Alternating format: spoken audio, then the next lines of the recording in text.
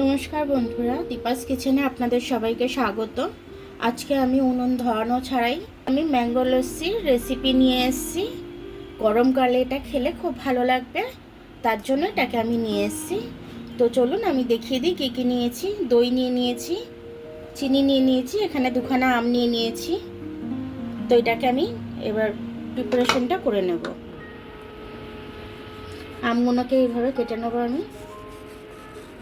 দেখুন আমের কালারটা কি সুন্দর, পাকা আম,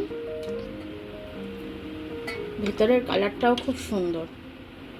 দেখুন আমি এইভাবে আমের পাল্পগুলো বের করে নিচ্ছি, এইভাবে কেটে নিয়েছি ছুরির সাহায্যে। এবার আমি এটা পেটকে সুন্দর করে বের করে নেব। দেখুন আমার আমের কাল্পগুলো সব কটা বার করা হয়ে গেছে। দুটো আম থেকে আমি দুটো আম নিয়েছিলাম। এবার আমি এগুলো মিক্সির জারে দিয়ে দিচ্ছি। মিক্সির জারে এবার আমি টক দইটা দিয়ে দিচ্ছি। এবার আমি চিনিটা দিয়ে দিচ্ছি।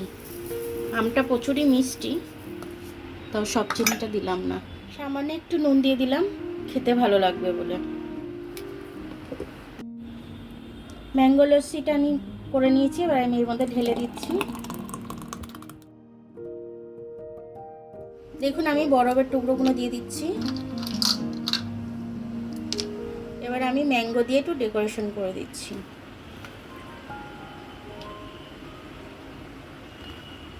দেখুন এই ম্যাঙ্গো লস্যিটা বানাতে কিন্তু আমার 5 মিনিট সময় লেগেছে, বেশিক্ষণ সময় লাগেনি। দেখুন এখন তো আম বাজারে প্রচুরই আছে, তো পাকা আম নিয়ে এসে এইভাবে লস্যি করে আপনারাও খাবেন। লোকজন আসলেও 5 মিনিটের মধ্যে করে তৈরি করে দিয়ে দিতে পারবেন, আর প্রাণ মন সবটাই জুড়িয়ে যাবে একদম এই লস্যিটা খেলে পরে। সিজনে জিনিস খেতে হয়, তাই নতুন নতুন করে এইভাবে বানিয়ে আপনারা খেয়ে নেবেন।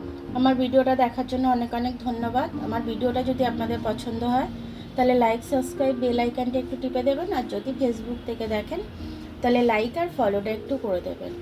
আবার কাল দেখা হবে নতুন রেসিপির সাথে। ততক্ষণ আপনারা ভালো থাকবেন, আমি আসছি।